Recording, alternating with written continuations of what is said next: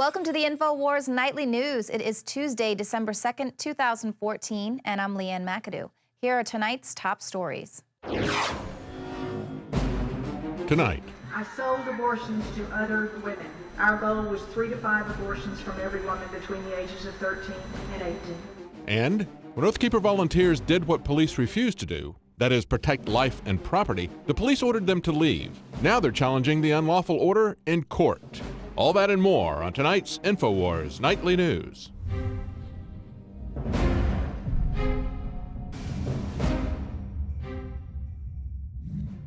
The family of the Bosnian man who was brutally murdered in St. Louis early Sunday morning are demanding that hate crime charges be filed. And this is even while police are continuing to insist that this attack was not racially motivated. This is despite eyewitness accounts and an attack on a second Bosnian. Now, this is 32-year-old Zamir Begic. He was killed while trying to protect his wife from 4 teenagers who were armed with hammers in St. Louis. Now, according to one eyewitness, individuals were heard running up and down the street yelling, "F the white people, kill the white people." And this was immediately before the attack. Murder charges have already been filed against one suspect, but the family believes that Begic was targeted because he was white. Another Bosnian man reported being attacked by the same gang earlier in the night, but he was able to fight off the gang, suffering only cuts to his hands and neck.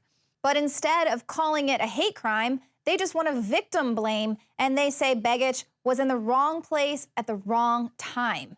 So notice how they never said that when Mike Brown was in the wrong place at the wrong time. That's like telling someone whose house got destroyed by a tornado that they shouldn't have built their house there. So, of course, it just appears to be another attempt to downplay possible racial motivations behind this attack. So the family is saying that this is obviously not a random attack. You've got eyewitness accounts saying this is related to what was going on in Ferguson. The cops, despite all of that, are reluctant to call this a hate crime. And, of course, so is the media. They won't even point out the ethnicity of the attackers. Basically, the first reports that were being filed are just saying teen suspects and juveniles. And many people took to Twitter as well, questioning why the media failed to highlight the race of the suspects, as it is so keen to do when Black people are the victims of violence. Now, we pointed that out here before as well, that it's not a hate crime if the person is white, and they won't point that out. They'll just kind of say it's a suspect and this and that. But when they want to be able to control the narrative of the race war, that's what this is all about, is just being able to inflame just the one side that you really want to get riled up. The Obama administration wants to show that he's really supporting this side. And so, of course, the media isn't going to highlight a different hate crime when it doesn't fit into their agenda of inciting this race war. And, of course, what that is get the one side riled up so that the other side demands for police protection and more protection. So basically, we're all getting played. Now, Ferguson police chief is saying that a lot of discussion is going around about whether or not to charge Brown's stepfather with inciting a riot. Now, he was caught on video last week screaming at protesters to burn this bleep down following the decision not to indict Officer Darren Wilson. And Chief Thomas Jackson says that he could be charged with inciting a riot. He says violent agitators will be prosecuted to the full extent of the law.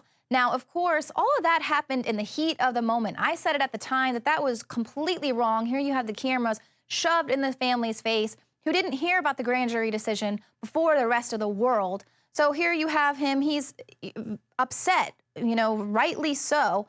What about the prosecutor? Is he going to be charged with inciting a riot? He was the one that decided to drag out the results. Even though the results came in around noon, he dragged it out till 8 p.m.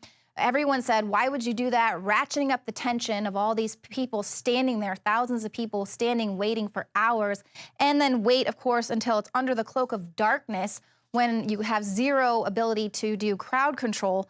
It's clear to everyone looking in from the outside that that was the perfect scenario for starting a riot. So what about the prosecutor? Or what about Al Sharpton, who Obama invites to the White House to give him advice on all of this. And MSNBC gives him his own show where he can have his own platform to do his race baiting. He's the ultimate riot insider. And then, of course, there is Louis Farrakhan. Listen, watch now, because once it starts, it's on.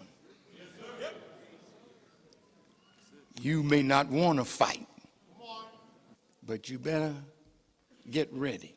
Teach your baby how to throw the bottle if they can't bite.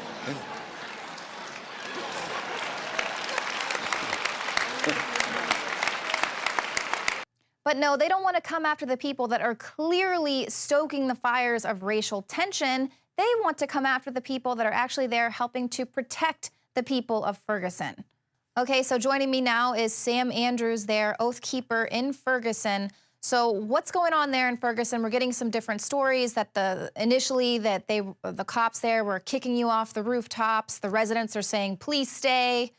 What's the real deal? Well, the real deal is we have a unconstitutional police chief named Belmer who's ordering his men to harass us in an unconstitutional way. They're trying to intimidate us. Of course, they can't.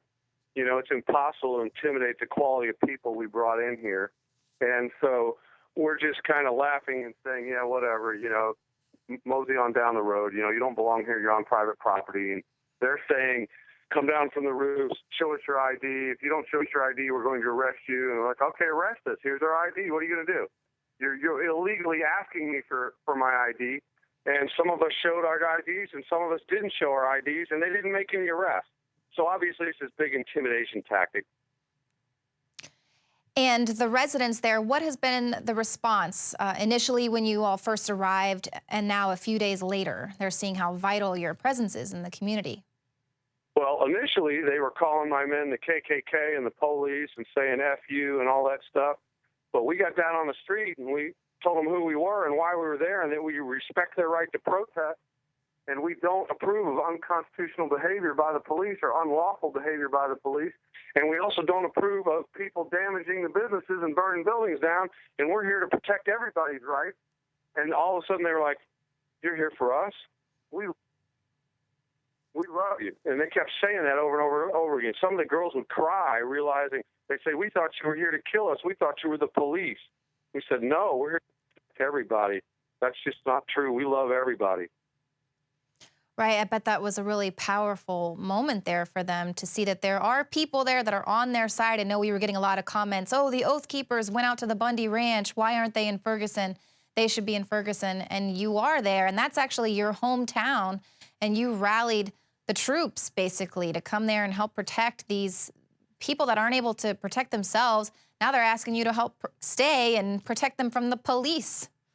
Well, not only are they asking us to stay, more businesses are asking us, do you have more men? Can you guard our business too?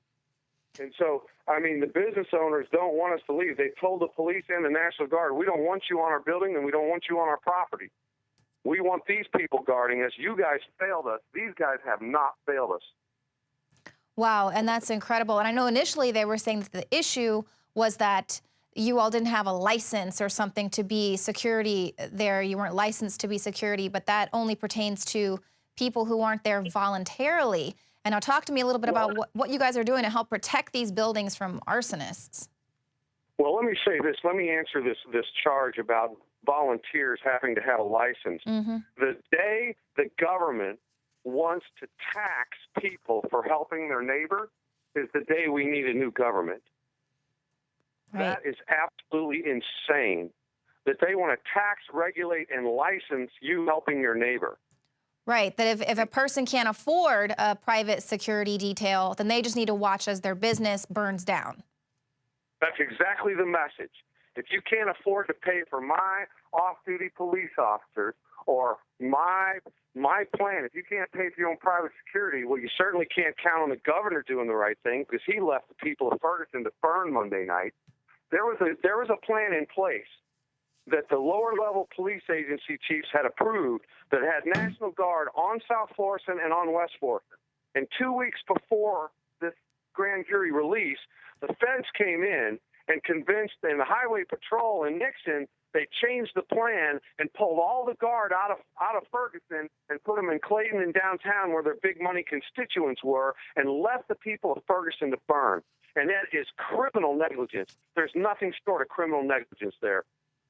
Absolutely, and that's exactly what it looked like to all of us as we knew that the National Guard was called in. We knew that they were there, ready to do whatever. We weren't sure, and then as the grand jury decision is handed down, and then the night went on, and all the arson and looting was taking place, we're like, well, where's the National Guard? They're standing way back. They're not even there protecting the firefighters who were getting shot at and things like that. So obviously, there was a real need for some protection there for these people who weren't getting it from the police or the National Guard. This whole situation is as dirty as it can be. Nixon needs to resign. Belmer needs to resign. The Department of Justice and the FBI need to get out of Ferguson, get the feds out of there, and let the people of this community heal. This is terrible that these people were so negligent and so antagonistic in this situation. It's criminal behavior. Now, I know you said you were working on something here. What's happening today? What do you see happening here in the coming days? Well, we've had 2 calm nights without protests, without arsons, just an occasional drive-by shooter. And the local officers, who are good guys, say that, that's pretty normal for Ferguson. Nothing horribly out of line. We're hoping for a third good night, and I don't have a crystal ball, so I can't really tell you. And you're heading to file an injunction? Yes, right now. Can you talk to me a little bit about that, or? Yeah, it's about this ridiculous harassment of our people by the St. Louis County Police. And we're going to have an attorney file an injunction to keep them off this property. They don't belong here. They have no right or authority to be on private property IDing people that haven't committed a crime. Right. And they're telling you that. So it's kind of they're doing the exact same thing that they're pointing their finger at you all for doing. Well, here's the message I want to send to everybody. I want everybody in the country to think about this, okay? If I got the same guy, an Army guy, Special Forces, who's defending America overseas, he's called a hero. That same man comes back to the U.S., he works for private security guarding a big network like CNN or ABC, and then on his day off, he comes to Ferguson and helps us guard these small businesses. Now he's a right-wing radical. Right. It's this guy. Right, and that's exactly it. You should be hailed as heroes there. And I know you're bringing a constitutional message there to the people of Ferguson. They're getting it from all different angles of people telling them, they've got to, join the Democrats or go with the Communist Party. It's the only way. And so they're getting all of these groups that are coming in to help. You all are just there bringing some constitutional truth and justice and protection to the people there of Ferguson. Just doing what your job. You swore an oath to do this job. It boils down to this. These liars and manipulators don't want to recognize the heart of a servant, which is what these people that are securing this area the right way are doing. They're serving their fellow citizens. And they don't want to recognize the true heart of a servant. And when you ask these national media folks, well, the same guy that was guarding ABC 3 nights ago is up on my roof volunteering. Why is he only a right-wing extremist when he's on the roof, and when he's dragging your butt out of a hot zone, somehow he's a hero? Right. There's conflict there you haven't resolved. Right. That is an excellent point and something that we really need to strive, because they try to push that narrative all the time, this right-wing extremism, and you guys are heroes. And I guess the people of Ferguson are definitely seeing that side of the spin that the media tries to put on the Oath Keepers. So regardless of what the Obama administration and the media is telling you about what's happening in Ferguson, this is more than just about race. This is about abuse of police authority, the blue privilege, and are blacks and minorities targeted indiscriminately more so by police than their white counterparts. Absolutely no one can deny those statistics.